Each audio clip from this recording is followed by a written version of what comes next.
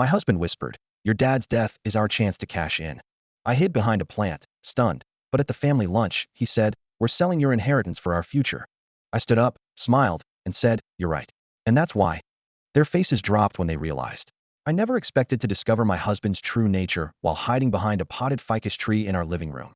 Yet there I was, crouched behind its leaves at midnight, watching Chase pace back and forth with his phone pressed to his ear. My name is Willa, and until that moment, I thought I had a pretty good handle on my life.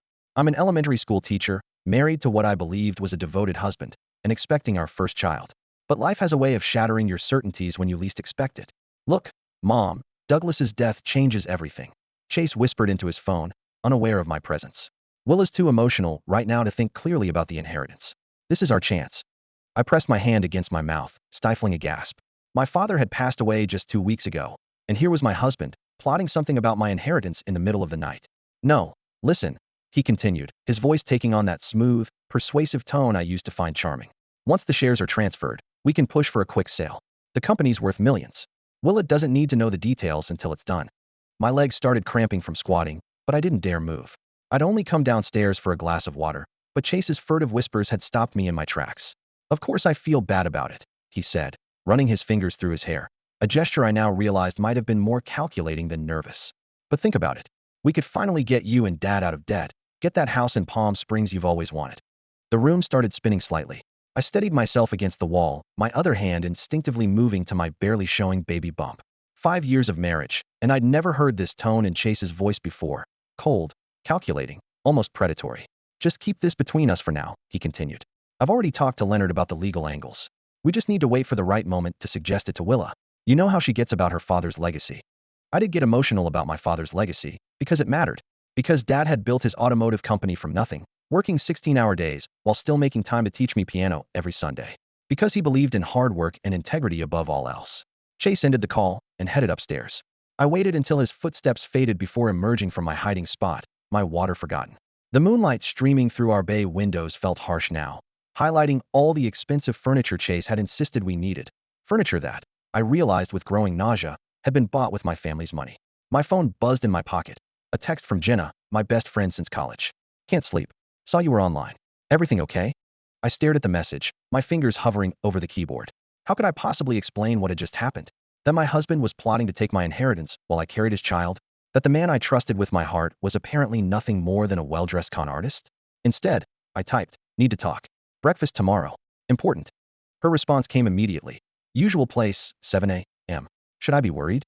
I looked around our living room at all the carefully curated photos of our perfect life together. Chase and me on our honeymoon in Bali. At our wedding where he'd charmed everyone with his tearful vows. Family gatherings where he'd played the devoted son-in-law to perfection. "Not worried," I wrote back. "Just angry and planning." The morning after discovering Chase's betrayal, I sat across from Jenna at our favorite breakfast spot, methodically shredding a napkin while she processed everything I'd just told her. The cafe buzzed with its usual morning crowd, but all I could hear was Chase's voice from last night, plotting to take my inheritance. "That manipulative guy," Jenna finally said, her lawyer mode kicking in. "Have you checked your joint accounts? Your personal accounts?" I nodded, pulling out my phone. "Already did. Nothing seems off yet, but..." I paused as my screen lit up with a text from Chase. "Having lunch with Mom and Dad today. They want to discuss some investment opportunities for the inheritance. Join us." My stomach churned. "They're moving faster than I thought," I said, showing Jenna the message. She leaned back, stirring her coffee thoughtfully. "You know what's interesting? Chase's law firm specializes in corporate acquisitions. I looked them up after you called." "What are you saying?" "I'm saying this might be bigger than just Chase and his parents. Have you noticed anyone unusual hanging around your father's company lately?" Before I could answer, the cafe door chimed. My mother-in-law, Maureen's voice carried across the room, making me freeze mid-sentence. "Willa, what a surprise." Jenna's eyes widened slightly, but I managed to smile as Maureen approached our table, designer purse swinging. She'd clearly just had her hair done, probably on Chase's credit card, I realized bitterly. "Just grabbing breakfast with Jenna," I said, trying to keep my voice steady. "How are you?" "Oh, wonderful. And you're looking so pregnant and glowy," Maureen gushed, patting my stomach without asking. "Chase told me you might join us for lunch today. We have such exciting ideas to discuss." I felt Jenna's foot press against mine under the table, a silent reminder to stay calm. "Actually, I have a doctor's appointment," I lied smoothly. "Routine checkup. But surely you can reschedule," Maureen pressed, her smile remaining fixed but her eyes hardening slightly. "This is about your future, your baby's future." "The baby's future is exactly why I can't miss it," I replied, gathering my things. Maybe next time. As we left the cafe, Jenna grabbed my arm. Okay, that was not a coincidence. She was checking up on you. Chase must have tracked my location through our shared account. I realized. I need to change my settings. You need to do more than that, Jenna said firmly. You need to protect yourself legally before they can make any moves on the company's shares. My phone buzzed again, another text from Chase. Mom said she saw you at breakfast. Everything okay? You seem distant lately. I stared at the message, remembering how Chase used to send me random texts throughout the day just to make me smile. Now each word felt calculated, part of some elaborate performance. I don't know how to keep pretending everything's normal, I admitted to Jenna. Every time he touches me or asks about the baby, I feel sick. Then don't pretend, Jenna said. Use it. Let him think you're struggling with grief over your dad. It'll buy us time to figure out exactly what they're planning. As if on cue, my phone lit up with a call from my mother. Lorraine, honey, are you sitting down? I just got some interesting information about Chase's firm that you need to hear. I put the phone on speaker, meeting Jenna's concerned gaze. My mother's voice was tight with controlled anger as she continued. Remember that merger Dad was fighting against before he died? Guess which law firm is representing the buyers? The pieces suddenly clicked into place. This wasn't just about inheritance. This was about my father's entire legacy, and my husband had been working against him the whole time. I have to go, I told them both. I need to get home before Chase realizes something's wrong. But first, I'm stopping by the bank. What are you going to do? Jenna asked. I thought about Chase's smooth lies, Maureen's calculating eyes, and my father's dreams for his company. I'm going to protect what's mine, I said. And then I'm going to make them regret ever underestimating me. After a week of playing detective in my own home, I finally found what I was looking for in Chase's home office. My hands trembled as I held the documents. Merger proposals, confidential emails, and draft agreements, all dated months before my father's death. The corporate logo at the top of each page felt like a slap in the face. Bennett and Associates, the firm where my husband had worked for the past 3 years. The office door creaked behind me. I whirled around to find Chase standing there, his expression unreadable. Looking for something specific? He asked, his voice eerily calm. I held up the papers. How long were you planning this? Before or after Dad got sick? It's not what you think, Willa, he said, stepping into the room and closing the door behind him. The merger would save the company. Your father was too stubborn to see it. Too stubborn. My voice cracked.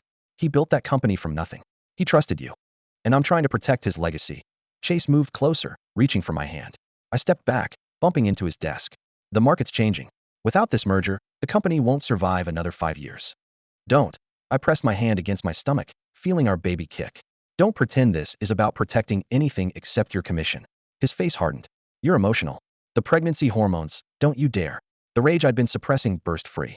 I found the transfer documents, Chase, already filled out, just waiting for my signature. Were you going to forge that too? Something flickered in his eyes, not guilt, but annoyance at being caught. Your father's death changed everything. We had to move quickly. I laughed bitterly. You mean you and your parents. How much are they getting from this deal? The sound of the front door opening interrupted us. Chase? Willa? Maureen's voice floated up the stairs. We brought lunch. Chase grabbed my arm. Don't make a scene. Not now. Think about the baby. I yanked away from him. That's exactly what I'm thinking about. There you are. Maureen appeared in the doorway, Leonard behind her. Her smile faltered when she saw the papers in my hand. Oh, are those the merger documents? Wonderful. We can discuss everything over lunch. Actually, I said, straightening my spine, I just got off the phone with the board members. A lie, but worth it to see Chase's face pale. Interesting how none of them knew about these negotiations. Leonard stepped forward, all smooth charm now. Willa, business decisions can be complicated. Like the decision to hide your firm's involvement from my father while he was dying. I watched their practice smiles crack. Or the decision to use my pregnancy as cover while you rush through this deal. You're making a mistake, Chase said quietly. This merger is happening with or without your cooperation. I thought about my father working late nights, teaching me that integrity mattered more than quick profits, about my mother's warning and Jenna's legal advice. You're right about one thing, I said, pulling out my phone. Something is happening today. I pressed play on the recording app that had been running since I entered the office. Chase's earlier words filled the room. The market's changing. Without this merger. You recorded me? Chase's charm vanished completely. That's illegal. Actually, I said. In this state, it's perfectly legal to record conversations you're part of. But insider trading and attempted fraud? Those are definitely illegal. Maureen stepped toward me, hands raised placatingly. Darling, let's all calm down. I've already sent copies to the board, the SEC, and my lawyers. I continued. Another lie, but I'd be doing it the moment I left. So here's what's going to happen. You're all going to leave my house now. This is my house too, Chase snapped. Check the deed. I replied. Dad put it in my name as a wedding gift. Funny how you never noticed that detail. I walked past them, head high despite my shaking hands. At the doorway, I turned back. Oh, and Chase, I'd start looking for a good lawyer, one that doesn't work for your father. Their protests followed me down the stairs, but I didn't stop. My phone was already in my hand, texting Jenna. It's worse than we thought. Meet me at your office. Bringing evidence. The emergency room's fluorescent lights made everything look harsh and unreal. I sat on the examination table, my mother clutching my hand while the doctor checked my blood pressure for the third time. Still too high, she said, frowning. How long have you been experiencing these headaches? Just the past few days, I lied. My mother's grip tightened. She knew better. The headaches had started right after I confronted Chase. My phone buzzed again, the 20th message from Chase since I'd left the house. I ignored it, just like all the others. The doctor cleared her throat. Miss Bennett, Harper. I corrected automatically. I'm going back to Harper. Ms. Harper, then, she continued. Your blood pressure is concerning, especially at 24 weeks. I'm recommending bed rest for at least a week. A week? The merger vote was in 5 days. I can't. I started, but my mother cut me off. She'll do it, Lorraine said firmly. At my house. My phone lit up with a new message, this time from Leonard. Think about what you're doing to this family. Chase is devastated. Let's talk about this like adults. The doctor left to prepare discharge papers, and my mother finally spoke. Why didn't you tell me it was getting this bad? Because saying it out loud makes it real. I pressed my hands against my belly, feeling my daughter move. Did you know Chase was working with Carlton Industries even before Dad got sick? They were planning this takeover for months. That's why you need to step back, she said. Let Jenna and the lawyers handle it. Focus on my granddaughter. A knock at the door made us both jump. Chase stood there, still in his suit from work, looking appropriately concerned, the perfect worried husband. Thank goodness, he said, stepping forward. When the hospital called, get out. My mother's voice could have frozen a lake. I have a right to be here. That's my child. The child you were willing to use as a distraction while you took her inheritance? My mother stood, all 5 feet 4 inches of pure fury. The same child whose stress levels are endangering her life because of your schemes? Chase's facade cracked slightly. Willa, please, whatever you think I did. I found the offshore accounts, I said quietly. The words dropped like stones in the sterile room. Dad suspected something was wrong before he died. He hired investigators. That hit home. Chase's face went blank. His tell when he was truly rattled. You're bluffing. I pulled out my phone, pulled up the email I'd received that morning from Dad's lawyer. Want to see the transfers? The meetings with Carlton's CEO? Did you really think Dad wouldn't protect his company? Everything I did was for us, Chase said, but his eyes darted to the door. For our future. Mrs. Harper, a nurse appeared with a wheelchair. We're ready to discharge you. I'll get the car, my mother said, giving Chase a look that could strip paint. Once she left, Chase moved closer, his voice low. Think about what you're doing. One phone call, and I can make sure you never see a penny of your inheritance. I looked at him, really looked at him, and wondered how I'd ever mistaken his confidence for strength. One phone call from me, and the SEC will have those offshore accounts. Want to test which call does more damage? The nurse waited patiently, pretending not to hear. Chase straightened his tie. Another tell. This isn't over. You're right, I said, letting the nurse help me into the wheelchair. It's just beginning. As I was wheeled out, my phone buzzed with a text from Jenna. Found something big in the merger docs. Chase isn't the mastermind. Someone else has been pulling the strings. I closed my eyes, suddenly exhausted. One battle at a time. First, I needed to protect my daughter. Then I could focus on finding out who had really orchestrated my father's company's downfall. Ready to go home? My mother asked as we reached her car. No, I said, thinking of the house I'd shared with Chase, filled with expensive furniture and empty promises. But I'm ready to start fighting back. 3 days into my stay at my mother's house, Leonard Bennett showed up unannounced. I watched from the upstairs window as he charmed his way past the housekeeper, briefcase in hand, wearing the same expensive smile he'd used to convince my father to hire Chase 5 years ago. You don't have to see him, my mother said from behind me. Actually, I do. I smoothed my shirt over my growing belly. But not alone. 10 minutes later, Leonard sat across from me in my mother's study, with Jenna beside me and my mother standing by the fireplace like a sentinel. This situation has gotten out of hand, Leonard began, opening his briefcase. I have a proposal that could benefit everyone. Like the proposal to sell my father's company behind my back. I kept my voice steady, remembering Jenna's coaching. Leonard pulled out a document. Carlton Industries is offering to keep the current management team. Your father's legacy would remain intact while Chase gets his commission, and you clear your gambling debts. I finished. The words hit their mark. Leonard's smile flickered. Did you really think Dad's investigators wouldn't find those too? Now see here. Leonard started to rise, but my mother's voice cut through the room. Sit down, Leonard. You're not dealing with some naive socialite anymore. He sat, adjusting his tie. Chase loves you, Willa. This pregnancy, the stress, you're not thinking clearly. Actually, Jenna interjected, sliding a folder across the table. She's thinking very clearly. These are cease and desist orders for you, Chase and Maureen. Any further attempts to contact Willa will result in harassment charges. Leonard's facade cracked. You ungrateful. A knock at the door interrupted him. The housekeeper entered, looking uncomfortable. I'm sorry, but Mrs. Bennett is here. She's quite insistent. Before anyone could respond, Maureen burst in, mascara streaked down her face. How could you do this to Chase? He's been suspended from the firm. The firm suspended him because he violated ethics protocols, Jenna stated flatly. That's what happens when you conspire to defraud shareholders. We were trying to help. Maureen's voice rose hysterically. That company is dying. Chase was saving it. By secretly working with both sides of a hostile takeover. I stood, anger finally breaking through my careful control. By using my father's death as an opportunity? Your father was a fool, Leonard snapped, showing his true colors at last. He could have sold years ago, made us all rich, but he was too stubborn. Get out. My mother's voice could have cut glass. Both of you out of my house.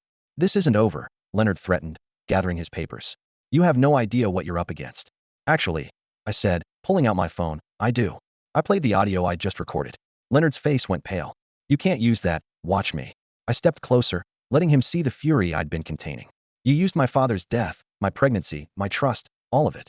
Now I'm going to use everything I have to make sure you, Chase, and everyone involved pays for it. After they left, Jenna touched my arm. You okay? Your blood pressure? I'm fine. I wasn't, but I needed to focus. What did you find out about Carlton Industries? Jenna hesitated. You were right. Chase wasn't the mastermind. The person behind all this. It's your father's old partner, the one who left the company 15 years ago. My mother gasped softly. James Carlton? But he and your father were best friends. I remembered James Carlton at our family dinners, teaching me chess, attending my piano recitals. The betrayal felt like a physical blow. He approached Chase 2 years ago, Jenna continued. Used him to get inside information about the company's vulnerabilities. I sank into a chair, one hand on my stomach. My daughter kicked, as if sensing my distress. So Chase wasn't just greedy. He was a puppet. A willing puppet, my mother reminded me. I looked at the chess set in the corner, the one James Carlton had given me for my 16th birthday. Then it's time to cut his strings. I turned to Jenna. How quickly can you set up a meeting with the board? Willa, my mother warned. The doctor said to avoid stress. I stood, my decision made. Nothing would make me feel better than taking back what's mine. The Harper Industries boardroom felt colder than I remembered. Maybe it was the air conditioning, or maybe it was the way Chase sat at the far end of the table, flanked by James Carlton and a team of lawyers I didn't recognize. My father's empty chair at the head of the table seemed to watch us all. Before we begin, James Carlton said, his familiar grandfatherly smile now seeming predatory. I want to acknowledge Willa's presence. Douglas would be proud to see you taking an interest in the company. Interesting choice of words, I replied, considering you're trying to dismantle everything he built. Chase shifted uncomfortably. The board members, most of whom had known me since childhood, avoided my eyes. The merger is a lifeline, James continued smoothly. The market projections are manipulated, I interrupted, sliding folders to each board member. Just like the company's stock price over the past 6 months. The room went silent. Chase's face drained of color. That's a serious accusation, James said, his smile tightening. It's not an accusation. I nodded to Jenna, who opened her laptop. It's evidence. My father suspected someone was artificially depressing the stock. That's why he hired investigators before he died. Chase stood abruptly. This is ridiculous. Willa's pregnancy hormones. Sit down, Chase, James snapped, showing the first crack in his facade.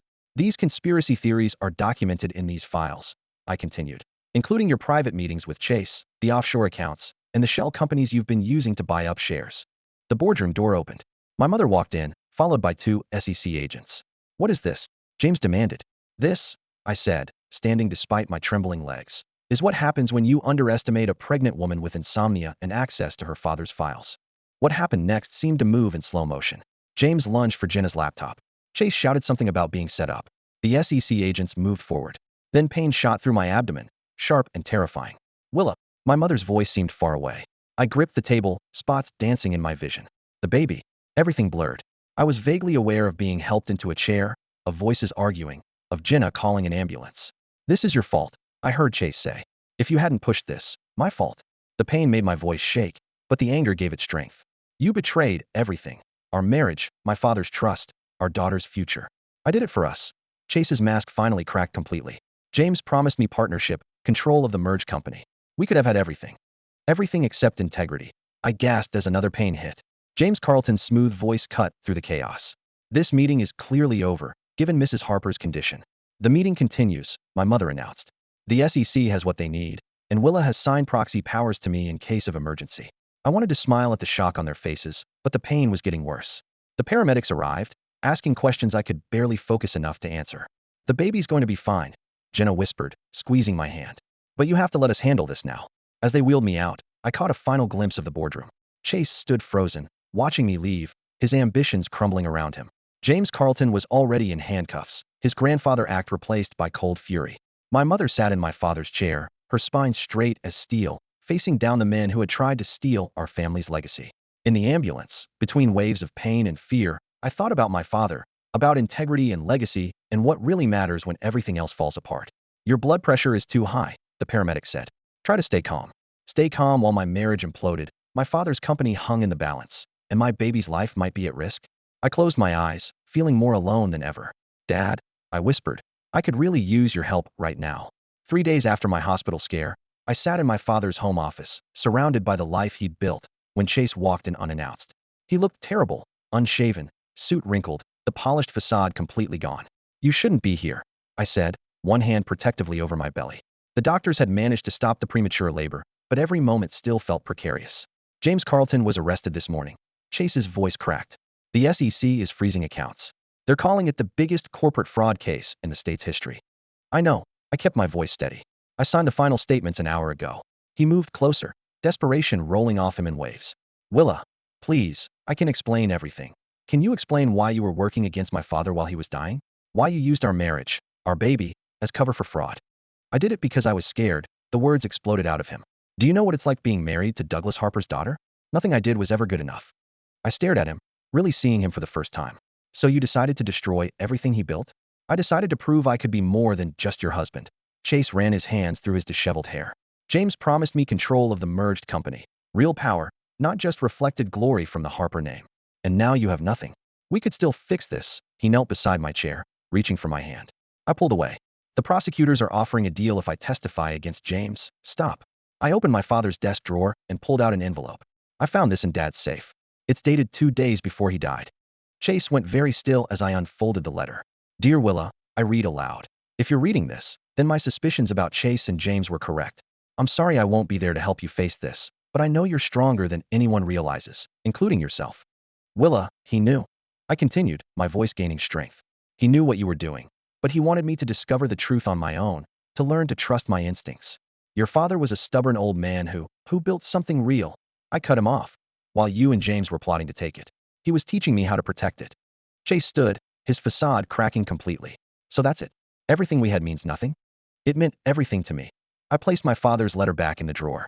That's why your betrayal worked so well. The company will still fail without the merger, he said, a last desperate attempt. You're throwing away your inheritance out of spite. I smiled for the first time. Actually, while you were busy with your schemes, I was talking to our European partners. They're investing in a complete modernization of our production lines. The board approved it this morning. The color drained from his face. But James said they weren't interested. James lied. Just like you did. I stood carefully, one hand on the desk for support. The divorce papers are with my lawyer. So is my statement to the SEC. You're really going to do this? His voice turned cold. Destroy me, the father of your child? No, Chase. You destroyed yourself. I walked to the door, then turned back. My father left you a message too. It's in the envelope. I waited while he opened it with trembling hands and read the single line. I gave you a chance to choose integrity. You chose greed. Chase crumpled the paper, his carefully constructed world collapsing around him. Willa, wait. Goodbye, Chase. I stepped into the hallway where Jenna and my mother waited. The SEC agents are in the living room, Jenna said. They'll want to talk to you about those offshore accounts. As we left, I heard Chase calling my name, his voice echoing through the house where I'd grown up, where I'd fallen in love, where I'd finally learned to stand on my own. Are you okay? My mother asked softly. I touched my stomach, feeling my daughter kick, strong and determined, just like her grandfather. I will be. We both will be. 6 months later, I stood in my father's office, now my office, holding my newborn daughter while watching Harper Industries' stock price climb on the digital display. The European partnership had exceeded everyone's expectations, and the company was stronger than ever. A knock at the door interrupted my thoughts. The board meeting starts in 10 minutes, Jenna said, then smiled at the baby. How's little Douglas doing? She prefers Dougie. I corrected, adjusting my daughter's position. And she's helping me review quarterly reports. The newspaper on my desk caught my eye. A small headline about Chase's sentencing, 3 years, reduced from 5, for his testimony against James Carlton. His parents had fled to Florida, leaving behind a wake of unpaid debts and broken relationships. Have you read his letter? Jenna asked, noticing me looking at the paper. I nodded toward the unopened envelope on my desk. Chase's handwriting, once so familiar, now looked like a stranger's. Some things are better left unsaid. My mother appeared in the doorway, impeccably dressed for her role as interim CEO. Ready? The modernization proposal needs your final approval. As I gathered my things, a photo fell from my father's old diary. Dad and me at my first piano recital, both of us beaming. Behind it, in his handwriting, success isn't about winning, Willa. It's about knowing what's worth fighting for. He'd be proud, my mother said softly. Not just of saving the company, but of how you did it. Without revenge, I added, understanding finally hitting me. That's what he wanted me to learn. Anyone can destroy things. Building something better, that's the real victory. The boardroom looked different now. New faces mixed with old, the company evolving while keeping its core values. As I took my seat, Dougie sleeping peacefully in her carrier beside me, I thought about cycles of betrayal and redemption, of endings and beginnings. Before we start, I said, addressing the board, I want to announce a new initiative. We're establishing the Douglas Harper Foundation for Ethics in Business, full scholarships for students who demonstrate integrity and innovation. I saw approval in the older board members' eyes, understanding in the new ones. This was how you built a legacy, not by tearing others down, but by creating opportunities for something better. After the meeting, I found another note from my father tucked inside his old desk calendar. The hardest part of success isn't achieving it. It's deciding what kind of person you want to be when you get there. My phone buzzed with a text from Maureen. Chase asks about the baby. Please, just one photo. I deleted it without responding. Some bridges stay burned, not out of hatred, but because building new ones serves us better. Ms. Harper, my assistant, appeared. The new production line supervisors are here for training. And your mother mentioned something about piano lessons for when Dougie's older. I smiled, remembering Sunday afternoons at the piano with Dad, his patience as I learned each note. Schedule both, and add weekly ethics seminars for all management levels. Later, as I drove home with Dougie, I passed the house where Chase and I had lived. New owners had painted it, planted different flowers, changed it into something new, just as I'd changed my father's company into something that honored his values while facing forward. At a red light, I finally opened Chase's letter. Inside was a single line, I'm sorry I chose wrong. I let the wind take it through the car window, watching it disappear into the evening sky. Dougie stirred, her tiny hand gripping my finger with surprising strength.